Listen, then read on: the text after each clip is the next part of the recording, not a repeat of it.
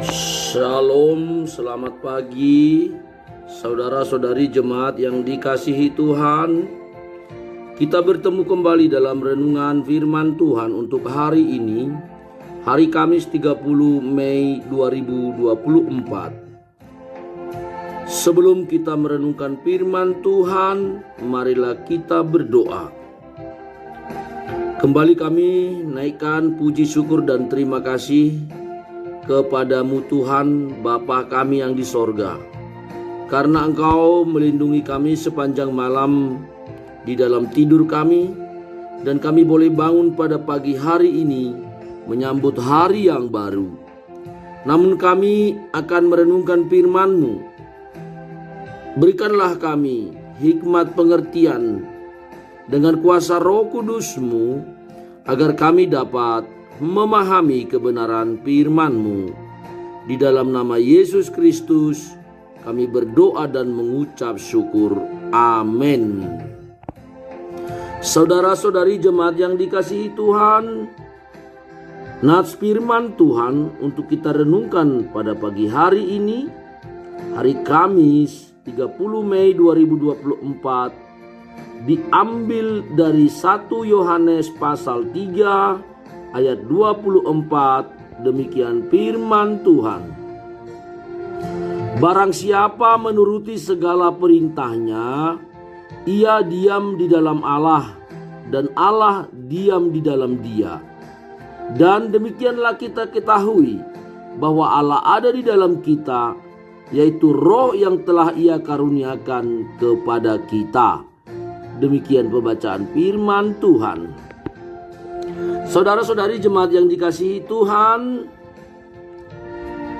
banyak orang merindukan kiranya dia dipenuhi oleh kuasa Roh Allah.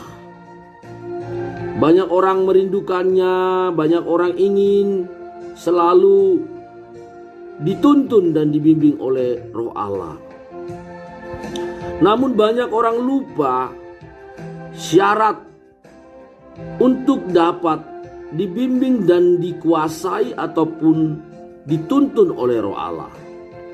Dari firman ini, kitab bacaan kita pagi hari ini, dari kitab 1 Yohanes pasal 3 ayat 24 ini, kita diberi pengertian bahwa barang siapa menuruti segala perintahnya, perintah Tuhan, ia sudah ada di dalam Allah, dan Allah ada di dalam dia. Dari mana kita ketahui bahwa ada Allah di dalam kita? Yaitu Roh Kuduslah yang telah mengaruniakan kepada kita ketika kita mau turut melakukan perintah Allah, maka kita sudah ada di dalam Allah dan Allah ada di dalam kita. Apakah perintah yang dimaksud di sini? Jelas kalau kita memperhatikan pada ayat sebelumnya, yaitu ayat 23, dikatakan, dan inilah perintahnya itu, supaya kita percaya akan nama Yesus Kristus anaknya, dan supaya kita saling mengasihi. Inilah perintah Yesus Kristus kepada kita. Karena itu, saudara-saudariku yang dikasihi Tuhan, jika saudara mau menjalankan perintah yang pertama, sungguh-sungguh percaya di dalam nama Yesus Kristus, dan kemudian kita mau saling mengasihi, di sanalah nyata bahwa ternyata engkau telah ada di dalam Allah itu sendiri, dan Allah ada di dalam kamu, yaitu Roh Kudusnya yang telah memberikan kepadamu iman percaya kepada Yesus dan menuntun engkau untuk dapat mengasihi sesamamu. Saudara-saudari jemaat yang dikasihi Tuhan, kalau demikian adanya, mari setiap hari jaga dan pelihara imanmu kepada Yesus Kristus.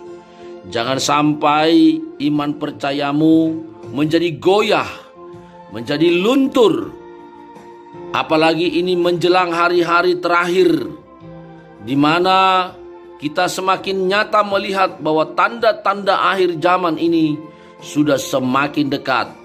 Maka peganglah iman kepada Yesus Kristus, percayalah kepadanya, dan jangan ragu akan keselamatan yang telah diberikannya lewat pengorbanannya untuk orang-orang yang percaya di dalam namanya.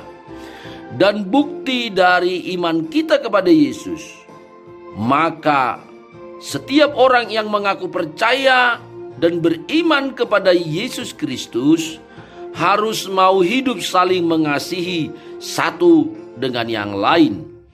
Karena percuma saja kita mengaku percaya kepada Yesus Kristus kalau ternyata terbukti bahwa kita tidak memiliki kasih. Tapi seharusnya orang-orang yang sungguh-sungguh percaya kepada Yesus Kristus sudah pasti orang-orang yang memiliki kasih yang besar di dalam hidupnya. Sama seperti Yesus yang telah terlebih dahulu mengasihi orang-orang yang percaya di dalam namanya. Demikian juga kita diperintahkan untuk hidup saling mengasihi satu dengan yang lain. Saudara-saudariku jemaat yang dikasihi Tuhan, oleh karena itu marilah kita selalu setia memelihara iman percaya kita kepada Tuhan Yesus Kristus. Dialah satu-satunya jalan kebenaran dan hidup, sebab tidak ada satupun yang sampai kepada Tuhan Bapa di sorga jika tidak melalui Dia. Dan marilah kita buktikan buah dari iman kepada Yesus Kristus harus tampak dengan nyata, yaitu kita harus saling mengasihi. Karena itu saudara-saudariku, mari buktikan kasih kita di dalam dunia ini kepada sesama kita. Bahkan bukan hanya itu, Yesus juga memerintahkan kepada kita supaya kita juga mengasihi dan mengampuni musuh-musuh kita, yaitu musuh orang-orang yang menginginkan kita binasa, kita celaka. Tapi kita harus berdoa dan mengasihi mereka. Itulah perintah agung dari Tuhan kita Yesus Kristus. Saudara-saudari jemaat yang dikasihi Tuhan, memang perintah ini mungkin akan sulit menurut pikiran kita, tetapi percayalah, dengan tuntunan kuasa Roh Kudus kita mampu melakukannya. Mengasihi sesama, yaitu saudara seiman kita. Tetapi bukan hanya itu perintahnya, bahkan kita diperintahkan untuk mengasihi musuh kita, yaitu orang yang membenci kita, orang yang menginginkan kita hancur. Kita harus berdoa untuk mereka, karena itulah perintah dari Tuhan kita Yesus Kristus. Saudara-saudari jemaat yang dikasihi Tuhan, selamat berjuang dalam iman mempercayai Yesus Kristus dengan sungguh-sungguh, dan jangan sampai kita meninggalkannya karena satu dan lain hal. Sebab tiada harta yang lebih berharga daripada iman percaya kepada Yesus Kristus. Dan sebagai bukti iman percaya kita kepadanya, kita harus saling mengasihi, harus saling menolong. Itulah buktinya bahwa kita telah melakukan perintahnya. Maka Allah akan diam di dalam kita dan kita ada di dalam Dia. Dan ketika waktunya tiba, ketika dunia ini akan diadili dan dihakimi, kita telah melakukan kehendak-Nya. Amin. Marilah kita berdoa. Terima kasih Bapa Surgawi atas firman-Mu hari ini yang mengajar kami memahami kebenaran-Mu dan kehendak-Mu. Terima kasih Bapa. Dan saat ini kami akan melangkah melakukan aktivitas. Sertailah kami dan kami serahkan hidup kami ke dalam tangan-Mu. Di dalam Yesus Kristus kami berdoa dan mengucap syukur. Amin. Selamat beraktivitas hari ini.